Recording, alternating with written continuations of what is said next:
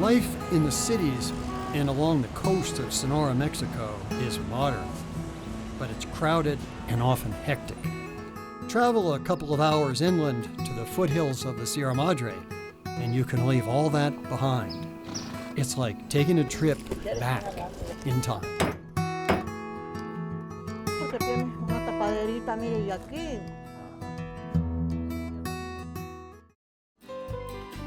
Funding for The Desert Speaks was provided by Desert Program Partners, representing concerned viewers making a financial commitment to the education about and preservation of deserts, and by the Stonewall Foundation.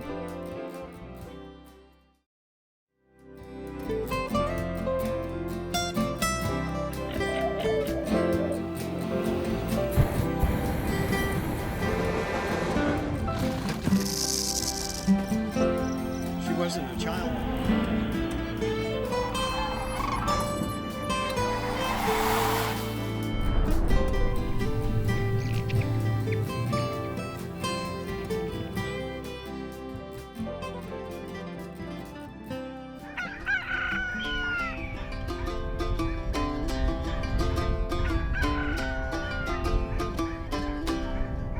If you want to see what the old ways were like in northwest Mexico, in the state of Sonora, you need to go to the town of Sahuaripa in the valley of Sahuaripa. The destination of most visitors to Sonora is the large cities such as the capital Hermosillo and resorts on the Sea of Cortez. Today, 90% of Sonora's population lives in the western part of the state and near the water. 200 years ago, the population was concentrated along the rivers and valleys in the eastern part of the state, in towns that were former Indian villages, some of them ancient. People have probably been living here for at least 1,000 years. And until about 40 years ago, it was isolated from the rest of Sonora. So you had to go by horseback or very, very primitive road to other towns. And to get to the state capital of Hermosillo was just a multi-day excursion. In the 60s and 70s, they punched through a road and then a paved road. And now it's a matter of 3.5 hours to get to Hermosillo. That has changed the town immensely.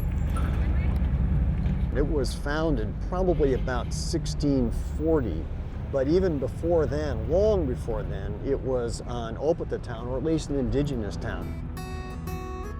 The largest town is Sahuaripa. It was old when the Spaniards arrived in the 16th century. Nearby are 3 or 4 pueblos that still carry on ancient traditions. One of them is called Santo Thomas. So in this town of Santo Thomas, here in the Sahuaripa Valley, it's the only town on the left. She is the only one that makes pinole. And it's a basic food. The Opatas were using it for centuries before the arrival of Spaniards. So this is the original stuff. Este es el esquite. Esquite. Sí. Son palomitas. Sí. So this is actually toasted popcorn, and puts that in there. And then the burro pushes this, and you can see the ground popcorn coming out, and that then becomes pinole. You can see it coming out, and it makes the best. It's like oatmeal or cream of wheat, but it's better. Pinole was the original food that soldiers, even pre-Columbian soldiers, could carry in pouches. And it was dry. They'd carry it, and that would be their sole food for days. Mix it with water, and now they mix it with milk. Oh, it's coming out great.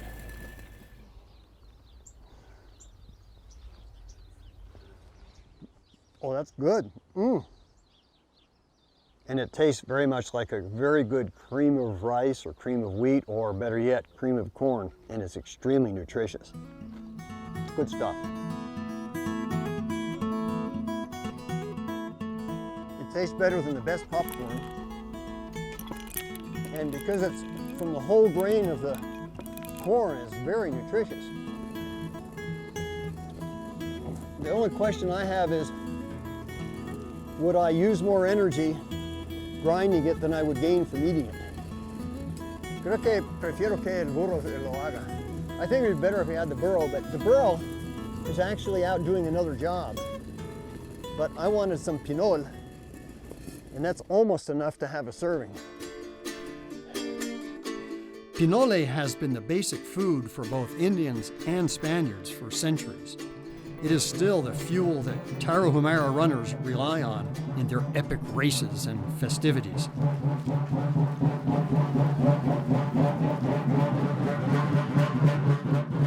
Just about all of them have a bundle, and it turns out to be pinole. And later on, when they are tired of dancing and they want to eat, each one of them is actually even carrying a little cup or a little mug, and later on they mix it with water and they have a little bit of pinole to get some strength to continue dancing throughout the night.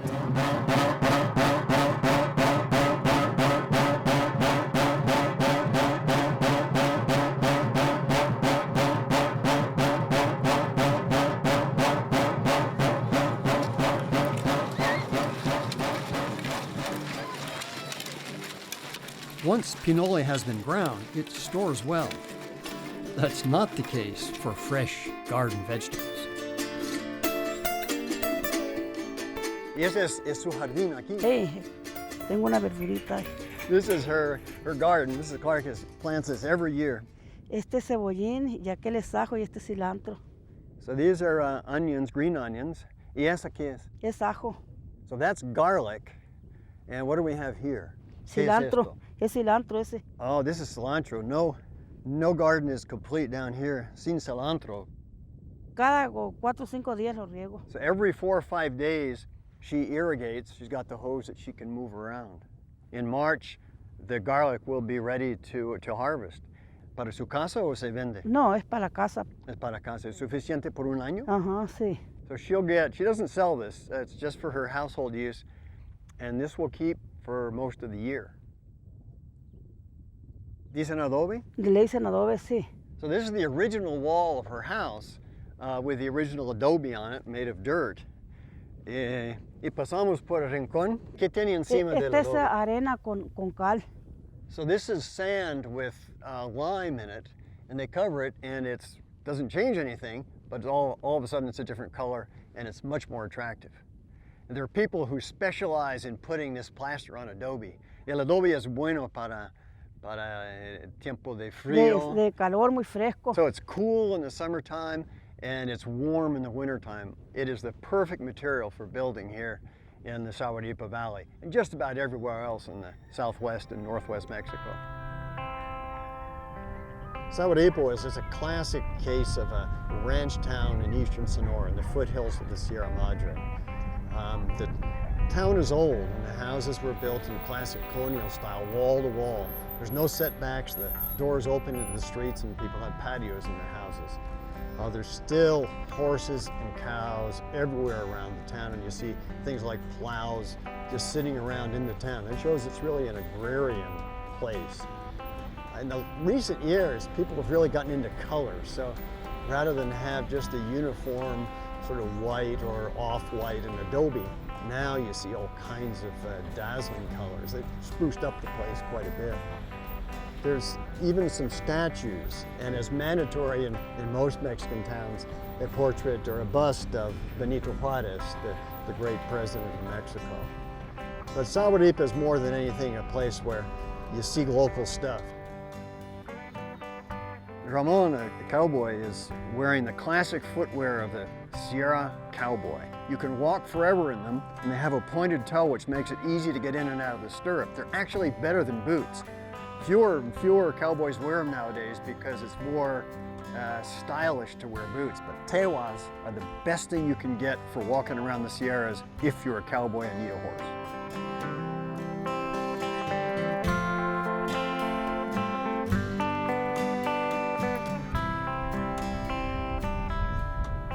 There's only one big leather shop left in Sahuaripa, a couple smaller ones. There's no signs, but they told me to look for a place that had flagstone, and here it is. It's locally cut flagstone. Boy, that's handsome stuff. That's how they mark it. No sign. And here's Beto Pacheco's place. Hi, buenos días. No, no hay teguas. ¿Quieres probar? Sí, quiero probar. So I'm going to try them on. Es la única par que tiene. Sí, ese es el único par. So he only has one pair. Let's see, these are the real teguas. Look at this. These are one piece of leather, nailed down, and the sole, very, very good used tire. So it's all local materials, and the shoelaces are just pieces of rawhide that have been cut out. Well, this is a size 8, and I'm gonna see if I'm lucky. ¿Y cuánto valen? 350 pesos. So these are really expensive here. They're a little bit less than $30. If I'm lucky. The one pair, and I think they fit. The leather shop in each town is called a talabartería. The mountains of Sonora and Sonoran ranching towns, every town had 1 or 2 or even 3 leatherworking shops to make saddles, belts, trappings for horse riding. And in the Sierras, it was the only source of shoes because they couldn't get out of the town, so people learned to make these tewas. And it may have been that the Opatas who lived here before made them out of deer. And so the design may have been even indigenous. But these are very fine and very comfortable. Y él duró mucho, pues yo creo que más de 50 años trabajando aquí. We've got probably 4 generations that have been making these here in Sahuaripa.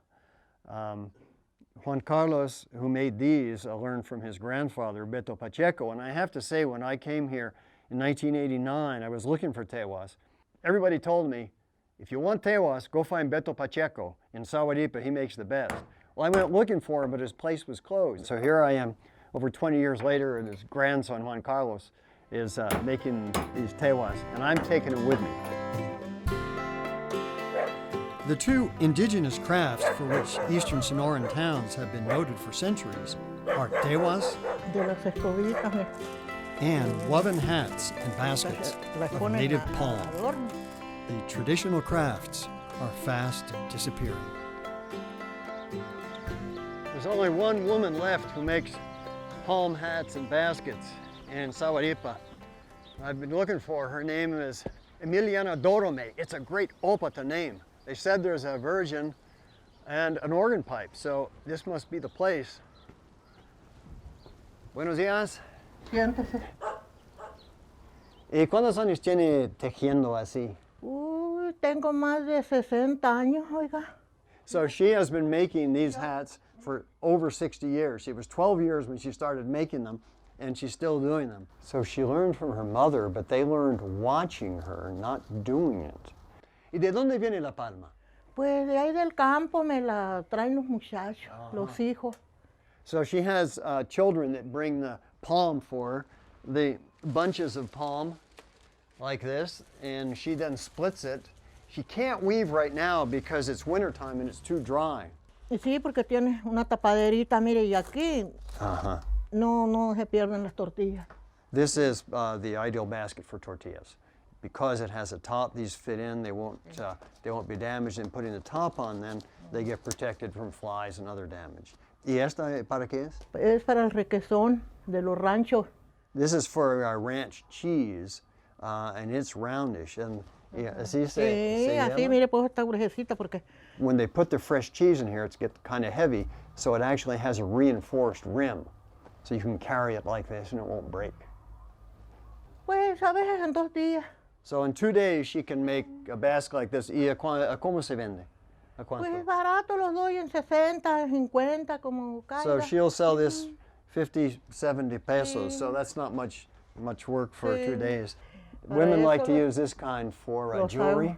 and then children can keep little toys and trinkets in it as well. And it's got a top so that things don't fall out. You can keep them more or less secure. So she's really the last person who makes the hat. She has a daughter who will make the baskets. There's another woman who makes little palm mattresses, mattress Pues, pads, cuando está but bueno el tiempo, en una when she semana, goes, ¿verdad? there will be no more of these fine hats. This is a a tribute to Mrs. Dorome's late husband. Here is his photograph and this little shrine to him, but she made this small hat as a tribute to his memory, and this is her little shrine, her little altar on the wall of her house. The Sahuaripa Valley is vintage Sonoran ranch country. Ranch headquarters are always located where wells can reach water. And Rancho La Cueva is no different. Another well. Oh, that's deep. It's really deep. That one must be 10 meters deep. That's way down. It's at least deep 10. Do you think this bucket's going to work? It's full of holes. Let's find out. Let's find out. You got it? Yep. All right. This is getting water the old way. Yeah. All right, it hit. Boy, that's a long way down. When you're pulling up buckets of water, it's good to have somebody who's really strong, unless you want to develop upper body strength. If you have a used paint bucket, it's the best. And a couple of holes aerates the water, makes it a little bit cooler. But there you have it. If it weren't for all the leaves, it's probably pretty good drinking water. So what do these brands mean? They're mostly symbols, but some of them you can read them, like this one is an S and R inverted. Words are, So that could well be the symbol of the cave then. This is Rancho Las Cuevas, or the caves, and that could be a cave, possibly. When I'm in the mountains and I hear about caves, I feel compelled to check them out, even if I'm forced to ride on muleback. After all, I might find archaeological sites, rare animals, or even unusual bats. So we're heading to a cave, which the ranch is named after. There's a procession of us, and I got the gentlest animal, of course. She's a mule, and I called her Sal because Mexicans don't name their mules or their donkeys, only their horses. But I got a mule, her name is Sal, 15 miles on the Erie Canal. So Sal, let's see if we can go. Hey Sal, hey, let's go. Yeah, adelante. You can easily lose your foot if you walk, so it really is better to be on horseback. If you can't be in a car or a vehicle. If you're also riding, there's about 40 different kinds of trees and shrubs that have thorns and spines and stains that grab you and try to keep you from going. It's really rugged, mean country. And I'm following two pretty spirited horses. Okay, this winter has been really dry, right? Yes, but the summer was even worse. It was worse. So you get a bad summer, bad winter. What do the ranchers do to cope? They're gonna have to sell part of his cattle to support the ranch and try to keep the cattle that they're gonna leave in here in a good shape. Takes a long time to build up a herd, right? Yes, it's gonna take a while. In this part of the Sierra Madre, there aren't any roads. You almost have to go by horseback to get into them, right? Yeah, actually, this road that we've been driving, is pretty new. About 30 years ago, it wasn't any road that takes you here. That one road serves the entire area, and otherwise you got to go on foot or by horse. Yes. Well, I like being on horse. Actually, I should say I like being on mule. Yeah, mules are pretty good for ride, and they're good for packing. Yeah, You know, they can carry a lot of weight, right? Yeah, before they built the road, the only way to bring their supplies for the ranches was by mule or donkeys. About 10 years ago, the best way to bring the supplies and everything was by little planes. Well, yeah, but that costs you a lot. You got to be fairly well off to do that. Yeah, well, the ranches used to do it pretty well 20 years ago.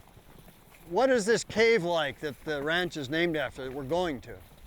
Well, I think they used to spend the nights in there Oh, when really? they travel around ranches Okay, it's to cover for rain and cold. On a summer's day, it probably would be a good time to come up here. The temperature down at the ranch in August is going to be 105, and up here it will only be 95. Laco tells me they call this the Sierra de Guano, See? and it's the Cueva del Guano. They leave the bat manure behind, or the guano, and the whole range gets its name from that. Okay, I give up. Okay, Sal, you win. I'm getting off. I don't think I was made to sit more than 15 minutes on top of a horse. Well, look at that. So this is the famed bat cave, Cueva de Guano. This is La Cueva del Guano. You know, I can already smell the guano. It's It's clearly pretty strong smell. occupied by bats. Do people take this stuff out for fertilizer? No, I don't think so. It's kind of far away. It is a long way, but boy, a bag of it could make your garden grow. Well, it's a big enough cave. It is. It goes pretty deep. Yeah, it goes way up there, but you know, I think the air is so full of the ammonia, the odor from the guano. Yeah, definitely is not a place to stay for a long time. No, you get out of the rain, and when it stops, do what I'm doing. Get out and move on to somewhere where the air is a little purer. We got other places to go anyway.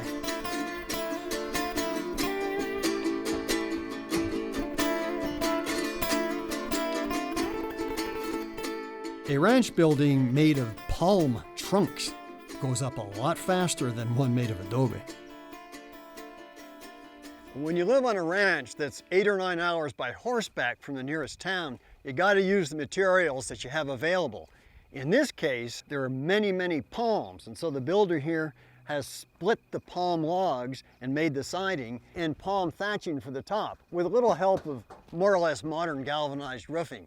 And then on the top, they use mesquite logs to hold everything down. It's very local construction, cheap and cool inside.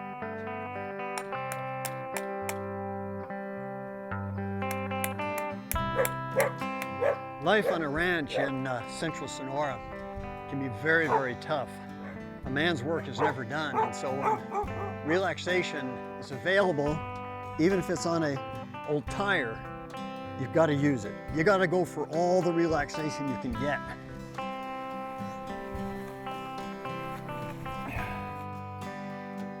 The Sahuaripa Valley lies east of the Rio Yaqui, which isolated it from the rest of the state of Sonora until a bridge was built.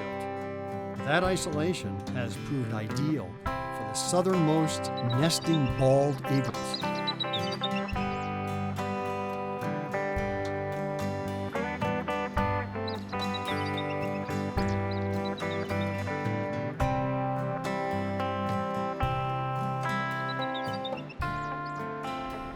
The Arroyo Sahuaripa flows north out of the Sierra Madre up into the Rio Yaqui. When the Europeans arrived here, there were a number of Indian towns already here. Sahuaripa was an open Indian town. A couple of other small towns, Adivechi and Tacupeto, were there and are still there. Sahuaripa is doing okay, but the other two towns weren't real thriving. But Adivechi has a distinction of having something in it that brings people here from all over the Republic to see. There you can see the steeples of that very new and different church. Its origin is very interesting. There's a tradition in Sonoran politics that the governor lavishes money on his community. In the 1980s, the governor of Sonora, Governor Ocaña, was from Adivechi, and he decided that his town, Adivechi, should have the best kiosk in all of Mexico and a beautiful church, and the town got what he wanted. If you look up into the tiles in the dome, they're translucent, and the themes there are all desert and local themes. You see the echo cactus, which gives its great fruit, agaves from which the bacanora, the local liquor, is made. You see deer, and you see, almost above all, the palms, the date palms which Europeans brought, and the palms from which local people make baskets and hats. It's a combination of desert, indigenous themes with Moorish architecture. The theme and the style of the kiosk may be Spanish and Moorish in origin, but the colors are distinctly Mexican. The red, green, and white of the Mexican flag makes it a patriotic place. The town of Sahuaripa is one of the few places left in northwest Mexico where you can find a mixture of the old ways and the new ways. The ancient arts of leather making, weaving palm baskets and hats, and grinding popcorn up to make pinole are still here in Sahuaripa, Sonora, Mexico. A host of rivers, creeks, streams, and an even greater array of canyons It gets a little narrower at night. create the man-made marvel known as Lake Powell. So there's Labyrinthine Canyon. Now immersed below the placid surface lies some of the most spectacular canyon country on Earth. Country the Dene, or Navajos, once called home. Something drastic causes a sand dune to shift. Next time on The Desert Speaks. This is a traditional kitchen in the outskirts of Sahuaripa. And the food is traditional food. Egg from chickens that are rooting around here, green chilies, and green onions. And there is nothing in the world that could be much better. And I'm gonna stir them so that they don't burn. And they won't be for me, but I envy whoever gets the privilege of eating them.